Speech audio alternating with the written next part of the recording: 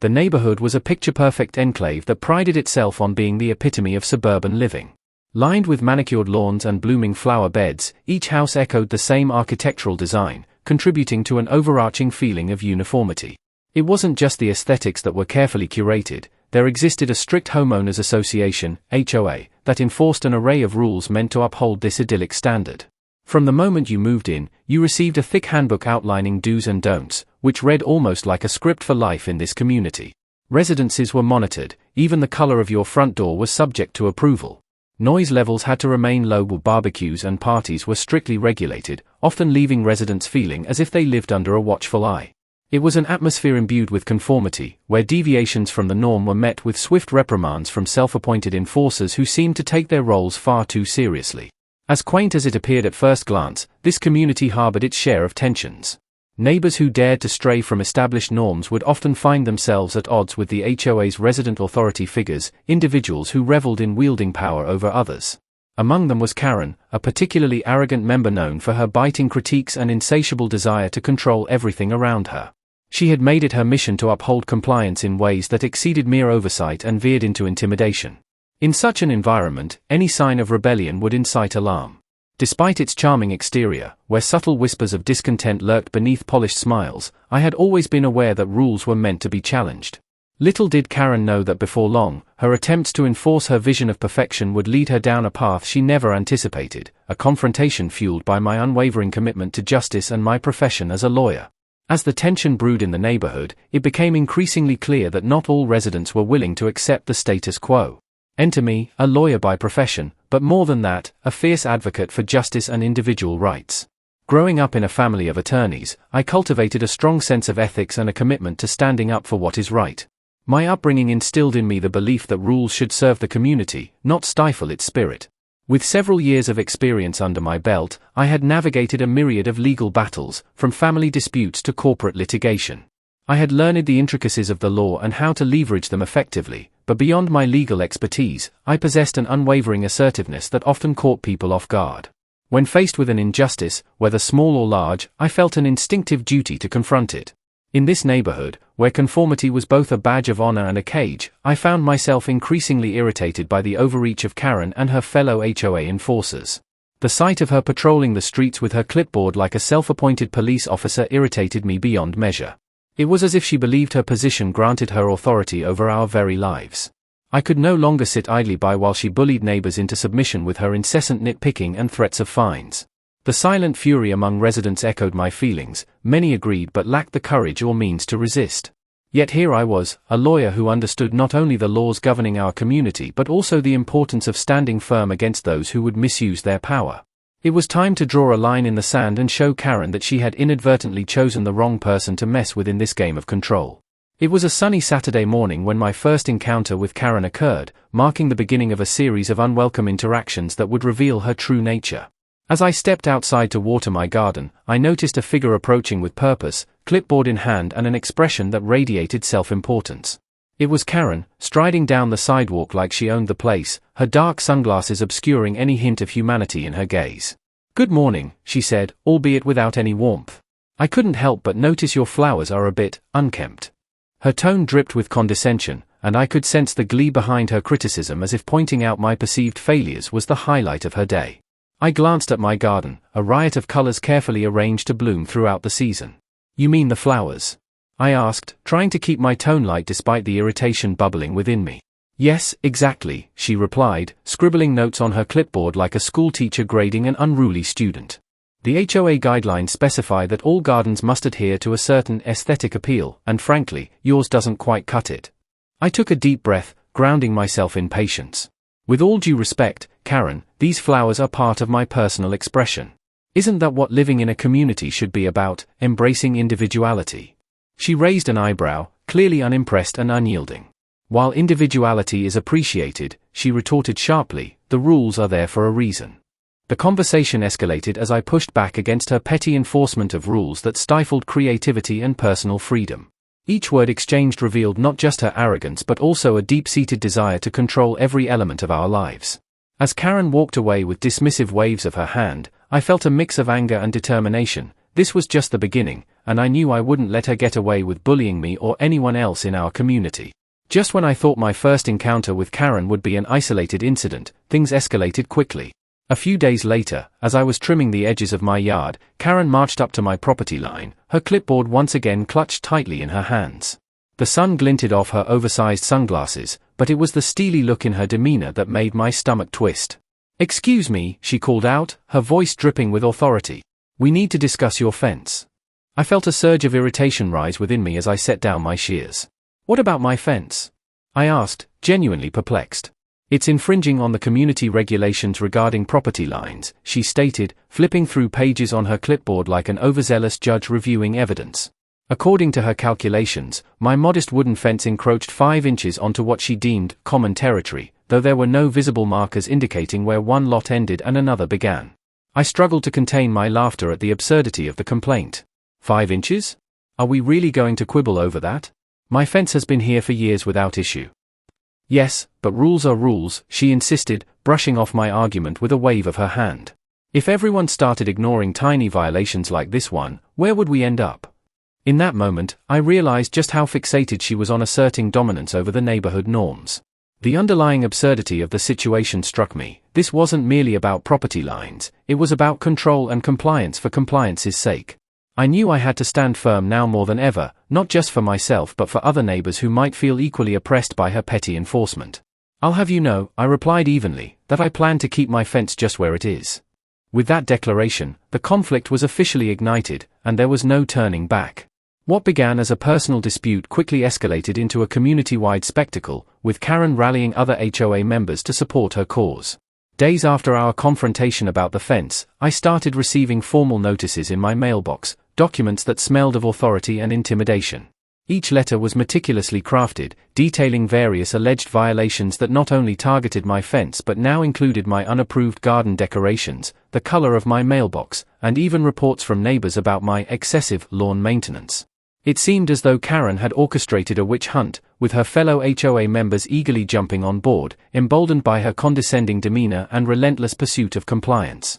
The letters carried legal jargon and threats of fines that felt disproportionate to the imagined infractions. Failure to comply will result in further action, the notices sternly warned, complete with suggestions of a potential lawsuit if I didn't heed their demands. Each morning brought new confrontations. Neighbors who once exchanged pleasantries now looked at me with a mix of pity and trepidation, clearly influenced by Karen's campaign against me. Some expressed their sympathies privately, acknowledging how ridiculous it all was, but few were willing to get involved due to fear of retribution from the HOA. Even my closest neighbors hesitated to speak up, knowing how quickly Karen could turn on anyone who defied her. Despite the mounting pressure, I remained resolute. I understood the intention behind her harassment. Karen aimed to intimidate me into submission. The sense of injustice simmered within me, her attempts to wield authority had crossed a line. I began documenting everything, every interaction, every notice, laying the groundwork for what I hoped would be a necessary confrontation that could finally put an end to her oppressive reign over our community. With a relentless barrage of notices and escalating tensions, I knew it was time to leverage my legal expertise in this battle against Karen and her HOA. The more I researched the intricacies of our community guidelines, the clearer it became that many of their claimed violations were either exaggerated or outright unfounded. Armed with this knowledge, I began methodically preparing my defense. I drafted a comprehensive response to each violation outlined in the notices, citing specific sections of the HOA bylaws and relevant state laws. My training had taught me how to dissect legal language and identify the loopholes that others often overlooked. I meticulously documented every interaction I've had with Karen and her cohorts, organizing them chronologically to illustrate a clear pattern of harassment and overreach. Feeling confident, I also reached out to several neighbors who had voiced their concerns about Karen's control but had been too intimidated to act. I invited them to an information session at my home, hoping to rally support and prepare them for potential collective action against the HOA's unreasonable tactics. Together, we discussed our rights as homeowners and how we could present a united front if necessary. My strategy was straightforward. Not only would I defend my own rights, but I would also empower my neighbors to stand up for theirs. I created a simple yet effective guideline for addressing HOA disputes, emphasizing the importance of documentation and communication. Each neighbor left with a sense of empowerment, knowing they weren't alone in this fight against oppressive regulations. As the day approached for me to submit my formal responses to the HOA, I felt a wave of determination wash over me. This battle wasn't just about my fence or garden, it was about preserving individual rights and encouraging a sense of community resilience against tyranny in any form. With every piece of evidence gathered and every neighbor on board, I was ready to face Karen and the HOA head-on. As I kicked my efforts into high gear, gathering evidence became a crucial part of my strategy against Karen and her relentless harassment. I began by meticulously documenting every encounter with her and other HOA members. Each time Karen approached me, clipboard in hand, I made a point to take detailed notes immediately after our conversations. I recorded not only the specific complaints she made but also her condescending tone and body language. Little did she know, I had transformed her petty attacks into ammunition for my defense. In addition to personal interactions, I started capturing the unwelcome notices flooding my mailbox, cataloging them by date and summarizing their contents. I organized everything into a binder, one section for correspondence, another for photographs of my property that showcased compliance with community standards, and yet another for accounts from neighbors who had witnessed Karen's overreach. This binder became my reference document as well as a narrative illustrating the escalating absurdity of the conflict.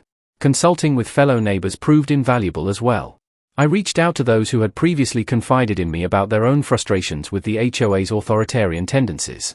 We met in small groups at each other's homes, sipping coffee while sharing stories of intimidation and grievances that ranged from petty landscaping rules to unreasonable fines. These discussions not only fostered solidarity among us but also helped collect a variety of testimonies that highlighted Karen's pattern of bullying. By speaking with them, I gleaned insights into specific instances where Karen had overstepped her authority, and many neighbors agreed to testify if necessary.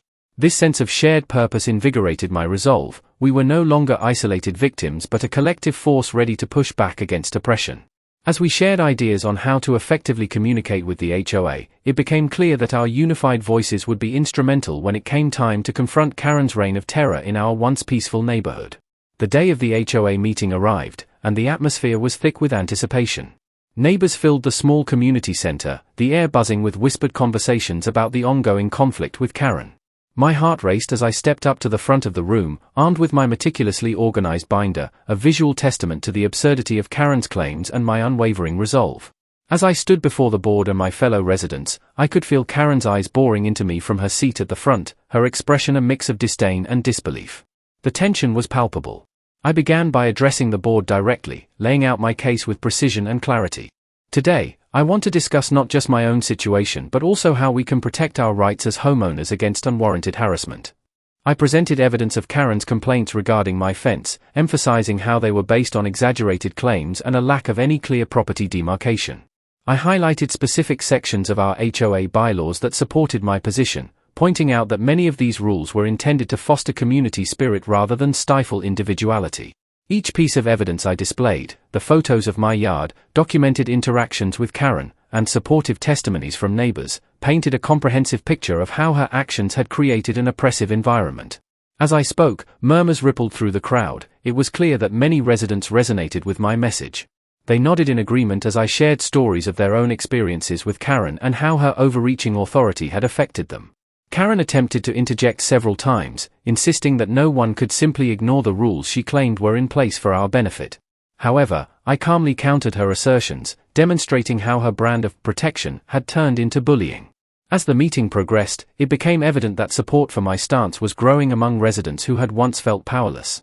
With each argument I made against Karen's claims, I felt a surge of empowerment not just for myself but for everyone who had endured her reign of intimidation. The tide was turning. This wasn't just about winning a personal battle anymore, it was about reclaiming our community from fear and oppression. Just as the meeting reached a fever pitch, with residents rallying around my defense, a surprising twist unfolded that shifted the entire dynamic of the confrontation. Among the board members, an unassuming woman named Linda, who had been quietly observing from the back row, suddenly stood up. Her presence had gone largely unnoticed until now, but her voice rang out with unexpected authority. "Excuse me," she said, her calm demeanor contrasting sharply with the ongoing tension. "I think it's time we take another look at the HOA bylaws before we proceed further." All eyes turned toward her in surprise, including Karen's. Linda was known among neighbors for being thoughtful yet reserved. Few realized she was a former local council member with a deep understanding of municipal regulations. As she approached the front of the room, she pulled out a copy of our community guidelines and began to read aloud from them. The rules clearly state that any complaints about property lines must be substantiated by definitive measurement markers, she explained, glancing pointedly at Karen. It appears there have been no such evaluations conducted regarding this property. A murmured buzz filled the room as residents comprehended the implications of her words. Not only did Linda's insight expose a critical flaw in Karen's claims about my fence, it also highlighted that many violations cited against me lacked legitimate grounding as outlined in our bylaws. Karen's attempt to control had been undermined by an ally within her own ranks, revealing a vulnerability she hadn't anticipated. The gathered neighbors exchanged looks of astonishment and approval. Finally, someone was standing up to Karen on solid legal ground. With every word out of Linda's mouth, I felt my confidence swell. I wasn't alone in this battle after all. The tides had officially turned in our favor as I realized that this unexpected ally had not only reaffirmed my stance but created additional momentum for us to push back against Karen's oppressive reign once and for all. As the dust settled from Linda's powerful intervention, the atmosphere in the room shifted markedly. Karen, visibly shaken and struggling to regain control, attempted to dismiss Linda's comments as irrelevant. However, the mounting support for my position from neighbors became palpable, with murmurs of agreement echoing around the community center. The board members exchanged glances, recognizing that this wasn't just about one homeowner's grievances anymore. It had transformed into a larger issue concerning fairness and community rights. I could sense that they were re-evaluating their stance, weighing the collective voices of frustrated residents against Karen's authoritarian approach. After further discussions and a review of the evidence I had presented, the board decided to take a break to deliberate behind closed doors. Tension hung heavy in the air as everyone waited anxiously for their return. With each passing minute, I felt a mix of hope and apprehension. What would be their verdict? When the board reconvened, their demeanor was noticeably more open. The chairperson addressed us all, acknowledging that many violations cited against me stood on shaky ground and lacked solid evidence. "We will not proceed with any penalties against your fence," they declared firmly. Furthermore, we encourage community discussions going forward on how to amend existing bylaws to better reflect the needs of our residents. A surge of applause erupted from the audience. It felt like a communal exhale after months of tension. I looked over at Karen as she sat fuming in silence, a stark contrast to her earlier dominance. The resolution felt like a triumph not just for myself but for all residents who had been stifled by fear. We had achieved something significant, standing against an oppressive authority and restoring a sense of justice within our community. As we began to disperse under the warm glow of camaraderie, I realized that this moment marked not just a victory over Karen but also a newfound unity among neighbors committed to advocating for their rights moving forward. In the aftermath of the meeting and the resolution of the conflict, I found myself reflecting on the broader implications of our struggle against Karen and the HOA. What had started as a personal battle against an overreaching authority had transformed into a collective movement that exposed deeper themes of power dynamics within our community. Karen's blatant attempts to control and intimidate not only revealed her character but also shed light on how one person's arrogance could create an oppressive environment for many. This experience highlighted the importance of standing up against bullying in all its forms, whether it manifests in personal relationships or institutional settings. It reminded me that power can be wielded unjustly, often by those who believe their positions grant them unquestionable authority. However, through unity and collective action, we had demonstrated that such power can be challenged and dismantled. As I walked through the neighborhood after the meeting, I saw my fellow residents in a new light. Their willingness to share their own stories of intimidation and fear reinforced my belief that many people suffer silently under similar circumstances. This realization ignited a fire within me. If we could rally together to challenge Karen, perhaps we could continue to fight for fairness and equity in other aspects of our lives. Personally, I grew not only as a lawyer but as an individual committed to justice and community empowerment. The experience taught me that advocacy begins at home. By fostering connections with neighbors and encouraging open conversations about rights and responsibilities, we can all contribute to creating a healthier community dynamic. In this newfound awareness, I felt equipped not just to defend myself but to champion those who felt powerless. The ultimate victory was not just in silencing Karen but in inspiring others to find their voices and stand firm against any form of oppression they might encounter. Together, we had forged a path toward a more inclusive neighborhood, a legacy I hoped would endure long after this conflict had faded into memory. In the weeks following the resolution of the conflict with Karen, I noticed a palpable change in the neighborhood's atmosphere. The unity we had forged during our struggle didn't dissipate after the HOA meeting. Instead, it evolved into a newfound camaraderie among residents. Conversations lingered longer in front yards, and neighbors who once avoided eye contact were now sharing their stories and discussing their rights openly. This incident had sparked a critical awareness about the importance of knowing one's rights. Many residents began to explore the intricacies of our HOA bylaws, fostering discussions on how those rules should reflect our community's values rather than cater to an authoritarian few. It was clear that the fear of oppression had transformed into a collective commitment to advocacy, a realization that empowerment stems from knowledge and solidarity. Moreover, the experience reinforced my belief that standing up against bullying is essential not just for personal justice but for the well-being of any community. Encouraged by this shared journey, several neighbors expressed their intent to actively participate in future HOA meetings, ensuring that no single voice could again dominate the conversation. As we moved forward, it became evident that this was about more than just confronting one individual, it was about reshaping our community's identity. Reflecting on my own growth throughout this process, I felt an overwhelming sense of purpose. I had not only defended my rights but also ignited a movement that would encourage others to assert theirs as well. The neighborhood that had once felt stifling now vibrated with potential, an environment where people felt safe to express themselves and challenge unfair practices. As I walked through familiar streets, I realized we were creating a legacy built on respect, empowerment, and mutual support, one that would thrive long after this chapter closed.